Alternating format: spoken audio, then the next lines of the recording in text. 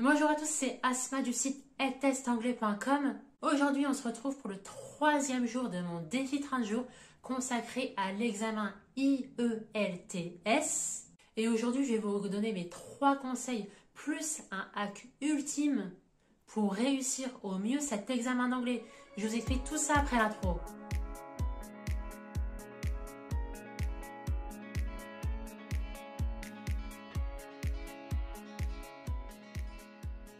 D'ailleurs, si vous aussi vous allez passer cet examen d'anglais, n'hésitez pas à récupérer gratuitement ma formation sur 4 jours où je vous aide à débuter sereinement vos révisions à cet examen d'anglais. Envoyez-moi aussi par mail vos difficultés et j'y répondrai avec mon retour d'expérience en vous donnant un conseil concret pour vous aider à surmonter vos problèmes. Alors, se préparer un examen comme l'IELTS, c'est pas seulement revoir sa grammaire ou regarder Netflix, ça va vraiment être la capacité à s'entraîner sur un test standardisé avec ses propres règles, ses propres manières de fonctionner et surtout son timing ultra serré. Alors là où je veux en venir justement, c'est avec mon premier conseil. Il faudra impérativement se familiariser avec le format du test. Donc avant même d'apprendre l'anglais, de vous familiariser, de revoir les principaux pièges de grammaire, faites des tests d'entraînement dans les conditions réelles de l'examen surtout, dans le timing imparti et surtout accorder autant de temps à la correction en elle-même qu'à la réalisation de l'examen. Analysez la structure de chaque section.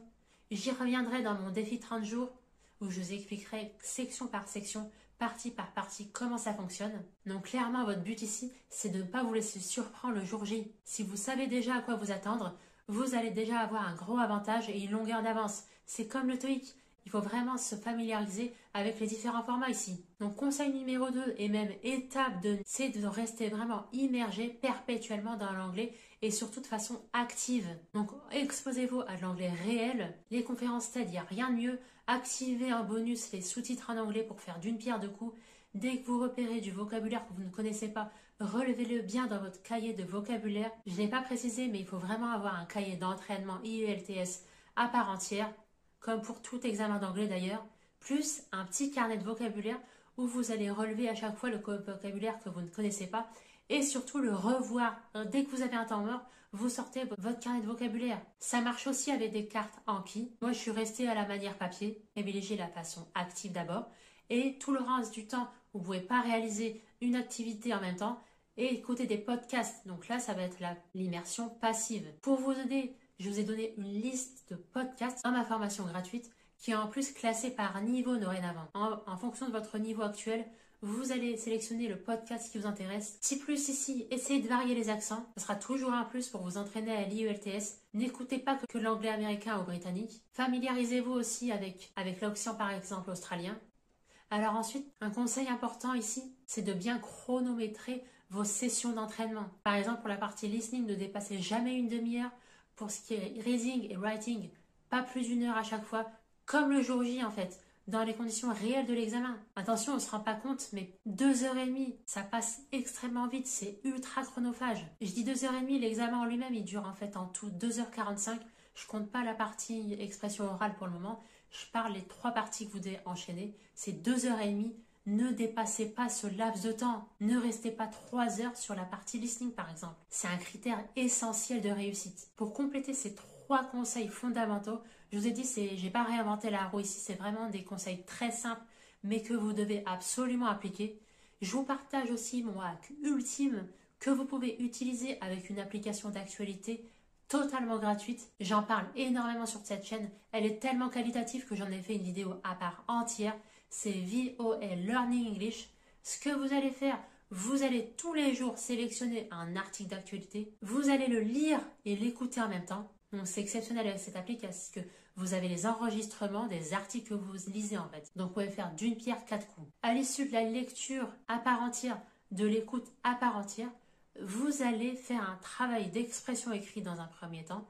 Vous allez essayer de synthétiser avec vos mots tout ce que vous avez pu retenir de la lecture de l'article et de son écoute. Donc tout ça par papier. Ensuite, vous allez fermer votre carnet de révision et vous allez essayer, tout en vous enregistrant, de synthétiser à l'oral tout ce que vous avez compris de l'article. Vous allez faire ensuite votre propre feedback, c'est-à-dire que vous allez réécouter votre enregistrement audio et vous allez point par point corriger vos erreurs. Donc la difficulté en fait avec ce hack-là, c'est que ça va vous demander beaucoup d'autodiscipline. Donc il faut vraiment être ultra motivé. Dans ma formation IELTS gratuite, je vous donne mes hacks productivité pour vous aider à démarrer et surtout à ne pas lâcher. Et si vous arrivez à vous challenger pendant 7 jours d'affilée, vous allez pouvoir constater dans un premier temps des progrès significatifs. Donc mesurez bien vos progrès avec votre carnet de révision. En constatant vos progrès, ça va vous motiver davantage. Et la motivation, c'est un des moteurs de réussite aussi. Donc moralité ici, si vous arrivez à tenir les 4 piliers de la langue, vous allez les revoir en une fois, 20 minutes par jour. Challengez-vous dès maintenant. Donc ce que je vous explique là, c'est qu'une fraction de ce qui se trouve dans ma formation. N'hésitez pas à récupérer tous mes PDF gratuitement. N'hésitez pas à répondre à n'importe quel de mes emails en m'indiquant vos difficultés à l'IELTS et j'y répondrai avec un conseil concret pour vous aider à surmonter votre obstacle. Voilà, lâchez-moi un like avant de partir, ça me ferait très plaisir et ça encouragera mon travail. Et je vous dis à demain pour le 4e jour de mon défi 30 jours.